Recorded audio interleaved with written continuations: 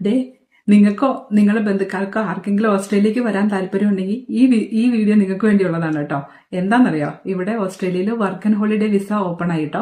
കഴിഞ്ഞ വർഷത്തെ പോലെ തന്നെ ഈ പ്രാവശ്യം അവർ work and holiday visa open ആക്കിയിട്ടുണ്ട് കേട്ടോ. കുറെ ആൾക്കാർക്ക് അപ്ലൈ ചെയ്തവർക്കൊക്കെ കിട്ടിയിട്ടുണ്ട് കേട്ടോ. അപ്പൊ എങ്ങനെയാണെന്ന് വെച്ചാൽ ഇതൊരു ബാലറ്റ് സിസ്റ്റം ആണ്. അപ്പൊ ഈ വിസ ഓപ്പൺ ആയത് ആക്ച്വലി ജൂൺ 4 കേട്ടോ.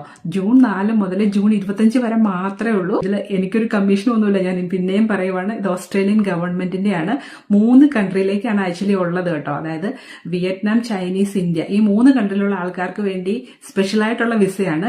അപ്ലൈ ചെയ്യേണ്ട ആൾക്കാരെ എന്ന് പറഞ്ഞു കഴിഞ്ഞാൽ 18 വയസ്സിനും 30 വയസ്സിനും ഇടയിലുള്ള ആൾക്കാർക്കാണ്.